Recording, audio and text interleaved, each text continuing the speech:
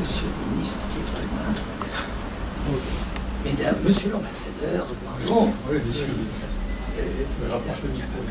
messieurs les professeurs, mesdames, messieurs, chers amis, pardon pour ma voix d'abord, j'ai un petit problème de voix, mais je reste audible. Voilà. J'ai été chargé par mon ami Hervé Guémard, président de la Fondation Charles de Gaulle, de vous accueillir ce soir et de l'excuser auprès de vous.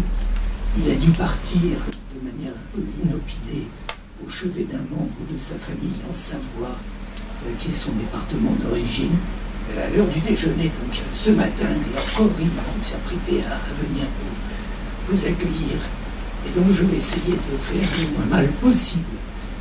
Ça me touche quand même parce que j'ai un tropisme africain depuis 86, rencontre franco-africaine du développement, monsieur l'ambassadeur, qui s'en souvient. C'est une première que nous réalisons ce soir. Et à la fois la Fondation et l'université, mais aussi ce que nous représentons au-dessus, c'est-à-dire nos deux pays, sont très heureux de cette première. Et j'allais dire se trouver au commencement d'une entreprise que l'on devine longue et faste, riche en échanges et en enrichissement mutuel, provoque toujours un sentiment particulier. C'est aujourd'hui un très grand plaisir que de lancer par la signature de la convention à laquelle nous venons de nous livrer de la main droite pour tous. J'ai remarqué, il n'y a pas de gaucher dans les signataires.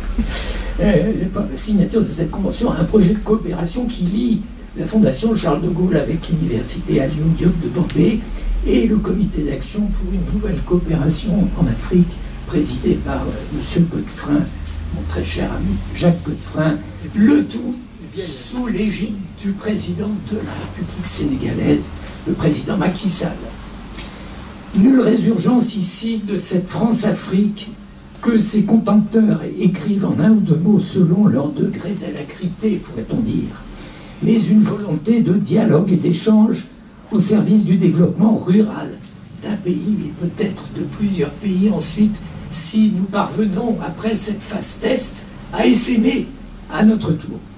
Comment former des cadres locaux dotés à la fois d'un sens de l'État, du bien public par conséquent, et d'un pragmatisme adapté à des réalités locales infiniment diversifiées?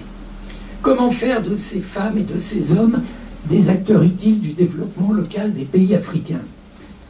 C'est qu'en effet une partie de l'avenir du continent africain, mais également d'une autre, qui dépend de la capacité à apporter des réponses efficaces à ces questionnements dont on parle de plus en plus, chacun le sait, non seulement dans la presse, mais qui font l'objet de nombreuses prises de parole, disons, pour nous limiter à cela. Les enjeux de la reconversion des zones rurales, les inégalités territoriales qui nourrissent les phénomènes migratoires actuels sont le problème de tous, et il serait illusoire et dangereux de considérer que l'Europe n'a pas à apprendre des expériences africaines, à l'heure où la France elle-même est confrontée à ce danger de morcellement entre les centres et les périphériques. Je parlerai tout à l'heure d'un exemple qui remonte à 58-59.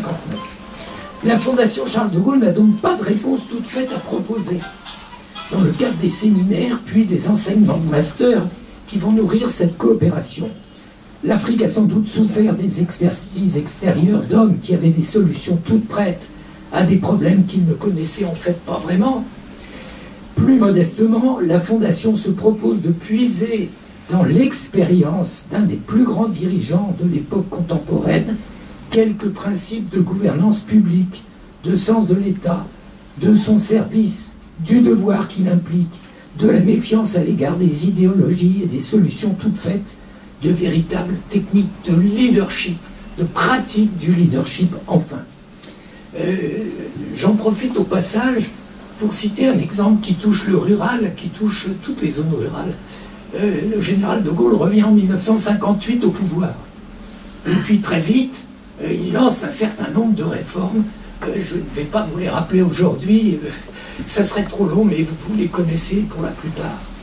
Et lorsqu'est venu le moment de faire la grande loi de réforme de l'agriculture, c'est son Premier ministre, Michel Debré, qui à l'époque, en 1959, a commencé à travailler à l'élaboration d'un projet de loi de réforme de l'agriculture qui nécessitait du remembrement, de la formation des agriculteurs, mais qui ne pouvait pas, si on voulait que ça réussisse, être mise en œuvre d'en haut par l'État en disant aux agriculteurs exécutez. Il y a donc eu négociation et dialogue constructif avec les organisations représentatives agricoles, notamment la FNSEA, mais pas seulement, il y a eu les jeunes agriculteurs également, et il y a eu dialogue extrêmement poussé de groupes de travail au Parlement, avec des parlementaires issus de circonscriptions agricoles qui discutaient avec les agriculteurs, et c'est grâce à ce champ de concertation participative extrêmement important, j'allais dire long, il a duré un certain temps, mais il a été productif. Et par conséquent, c'est une des méthodes sur laquelle on sera peut-être un jour amené à voir comment on pourrait adapter la démarche, si ça peut profiter à leur tour à certaines zones de l'Afrique. Il me reste l'agréable devoir de remercier bien sûr les personnes qui nous permettent d'être aujourd'hui sur la ligne de départ de ce grand projet. Monsieur Papsen, où est-ce qu'il est? Ah, il se cache. Mais je le cite en premier parce que c'est l'initiateur du projet. Pape, mon ami Jacques Godefrin, qui a été son premier interlocuteur, voilà, qui est président de la CFA, président d'honneur de la Fondation depuis le 1er janvier, parce que, comme vous le savez tous, on ne peut pas faire plus de 2 mandats de 4 ans. Jacques Godefrin a fait ses 8 ans, donc il a été promu président d'honneur. Et Hervé Guémard... Je n'ai pas demandé de révision constitutionnelle. Voilà. Vous voyez ce que je veux dire. Voilà. Et Hervé Guémard l'a remplacé, je ne suis que son vice-président. Jacques et moi, on se connaît depuis, comme on dit en Afrique, Kala, c'est-à-dire près de 50 ans.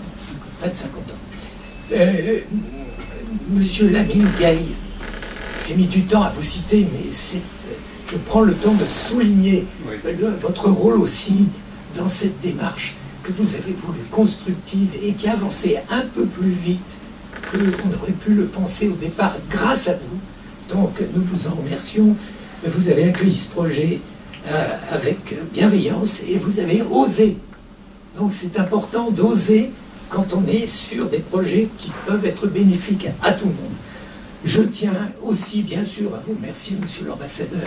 Je l'ai déjà fait tout à l'heure, mais je voudrais aussi remercier l'ambassade de France au Sénégal et les 2 chevilles ouvrières de ce projet dans nos propres équipes, l'amiral Barrère, directeur général de la Fondation, qui est là, et monsieur Frédéric Fogassi, directeur des études, qui est un des actifs de ce projet et qui déjà a commencé à le concrétiser, si mes souvenirs sont bons. Frédéric est directeur des études et de la recherche de la Fondation, et c'est lui notamment qui travaille à la préparation de la grande journée qui aura lieu à Bombay pour l'inauguration le 22 octobre prochain. Voilà. Maintenant, ce qui m'importe, monsieur le Président, monsieur l'ambassadeur, c'est de penser à la manière dont vont être maintenus les liens de mon pays avec la France et sa culture. Ça n'est pas Jean-Marie Dédéian qui parle, c'est le président Senghor qui parlait au général de Gaulle, en fait, au sortir d'un entretien en tête-à-tête avec le général de Gaulle. Cet entretien avait pavé, si l'on peut dire, la voie du Sénégal vers son indépendance, monsieur l'ambassadeur. Il me plaît de penser qu'aujourd'hui nous contribuons à développer cette intuition, généreuse certes, à faire vivre ces liens en les débarrassant de la connotation contrainte, coercitive, que le terme peut évoquer parfois, mais en gardant au contraire la dimension de la destinée commune, de la profonde solidarité entre les nations et d'une amitié France-Sénégal qui n'a jamais souffert. Merci de votre attention.